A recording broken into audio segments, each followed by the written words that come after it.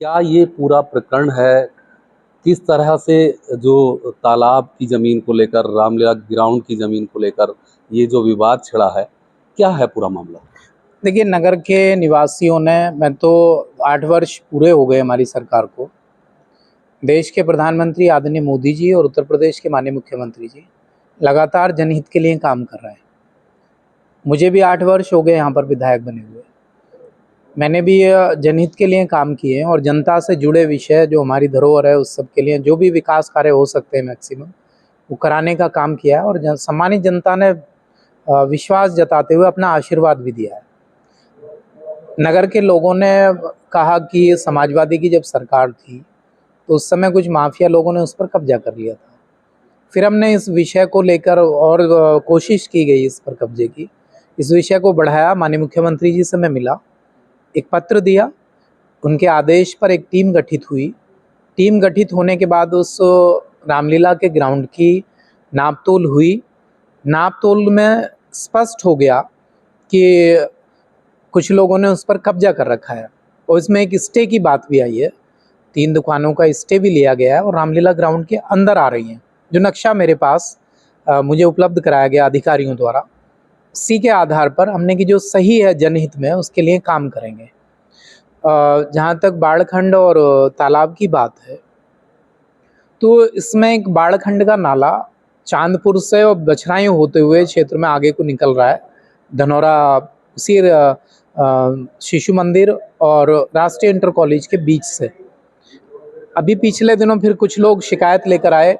उनका बाढ़खंड का नाला जब ख़त्म हुआ तो घरों में लगभग 2000 मतदाता हमारे थाना रोड के साइड में रहते हैं। एक बड़ी कॉलोनी है वहाँ पर 2।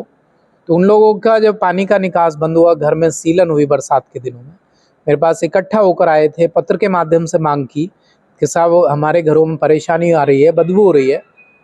मैंने जिलाधिकारी को इसके विषय में जानकारी दी, कमिश्नर अपने मुरादाबाद को जानकारी दी, उन्होंने इसका संज्ञान लिया, माननीय मुख्यमंत्री जी ने आदेशित किया। तो वो मौके पर ये पाया गया कि बाढ़खंड का नाला बीचों बीच निकल रहा है।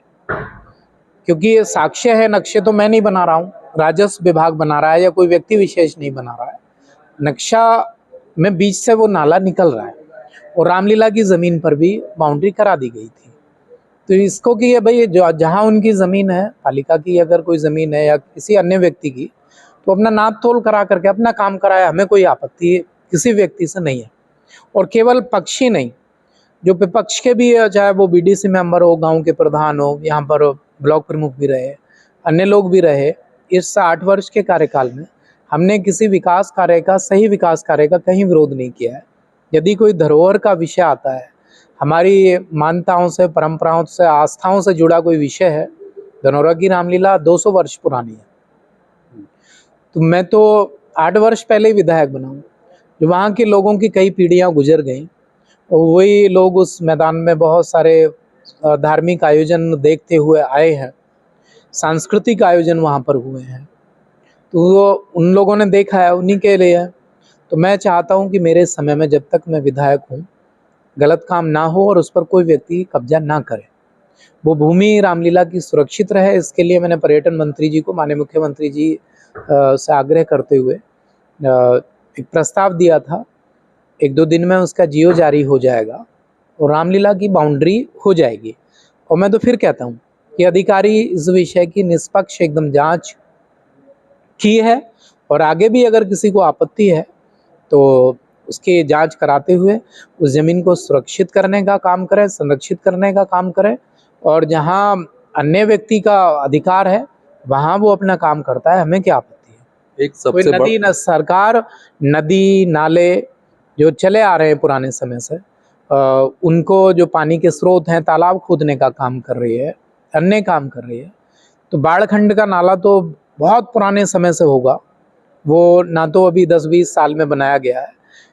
ऐसी जांच करते हो वो भी सुरक्षित रह जाए और अन्य काम भी हो जो नगर के हित में है, वो सभी कार्य करने के लिए हम प्रतिबद्ध हैं और भविष्य में भी करेंगे। हमारी सरकार पूर्णतया प्रतिबद्ध है।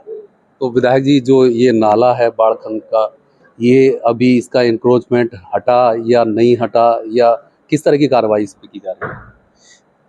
और डीएम मैडम ने और बाकी जो रिपोर्ट भेजी है इन्होंने, उसमें कहा है कि हाँ, जो जहाँ है, जो धरोहर है वो सुरक्षित रहेगी और कहीं भी कोई अतिक्रमण उस पर नहीं करेगा। जो सही कार्य मतलब वो होगा, कहीं कोई गलत कार्य ना मेरे स्तर से कहीं पर प्रेशर बनाया जाए गलत काम के लिए, ना मैंने किया है और ना मैं आगे करूँगा। और ना ही हमारे सरकार की कहीं पर मंशा है इस सब के लिए। गरीब कल्याण के लिए, सर्वहित के लिए काम कर रही है। और भारतीय जनता पार्टी सभी समाज का, सभी जाति बिरादरी के, धर्म के लोगों का समूह समन्वय है और सबका समर्थन, सबका साथ, सबका विकास, सबका विश्वास हमारी सरकार और पार्टी का संकल्प है। सही काम किया है और आगे भी हमारी सरकार और हम सही काम करेंगे। वही बिल्कुल विधायक जी, यही एक सबसे बड़ा सवाल है कि योगी सरकार राष्ट्रीय धरोहर, धार्मिक धरोहर को बचाने के प्रयास में लगातार जो तरह-तरह के जो कार्रवाइयाँ की जा रही हैं, लेकिन उसके बावजूद आप स्वयं एक विधायक हैं, पिछले 2 टर्म से विधायक हैं, और इस सामाजिक धरोहर को, एक धार्मिक धरोहर को बचाने के लिए आपको इतनी बड़ी लड़ाई लड़नी पड़ रही है। क्या कानून व्यवस्था को लेकर ये सवाल उठते हैं? देखिए, ठीक है, एक जांच का विषय होता है, जांच के आधार पर सब कुछ सही होगा, कहीं भी कोई गलत नहीं होगा, सही ही होगा। जो विवाद है, विवाद में भी क्योंकि पार्टी के जो वहाँ चेयरमैन हैं, वो भी भारतीय जनता पार्टी के हैं। आप भारतीय जनता पार्टी के विधायक हैं, भारतीय जनता पार्टी की सरकार है। योगी सरकार इस बात को लेकर स्पष्ट नीति है कि राष्ट्रीय धरोहर से कोई छेड़छाड़ नहीं होगी। फिर क्यों इतना लंबा समय लग रहा है? देखिए, मेरा किसी व्यक्ति के लिए नहीं, जो ठीक है, ठीक काम किया है और ठीक काम आगे भी करेंगे और सही होगा, सब कुछ ठीक ही होगा। क्षेत्रीय जनता जो है बड़ी उम्मीदें रखती है, क्योंकि आप हमेशा जो है सही लड़ाई लड़ते हैं, और जो राष्ट्रीय धरोहर है, धार्मिक धरोहर है, उसको बचाने में लगे रहते हैं। तो क्या आगे कब तक ये राहत मिलने की उम्मीद है? जल्दी ही राहत मिलेगी और हमारी सामान्य जनता का आशीर्वाद हमेशा साथ रहता है। पार्टी के कार्यकर्ताओं का, सभी का साथ सहयोग रहता है। उसी का परिणाम है 14, 17, 19, 22 और अब 24 प्रचंड बहुमत से अपनी विधानसभा से जीते हैं। ये उसी के आशीर्वाद की कृपा है और हम ठीक काम कर रहे हैं और आगे भी ठीक ही करेंगे। जो अवैध कब्जा है वो भी हटेगा? बिल्कुल हटेगा। तो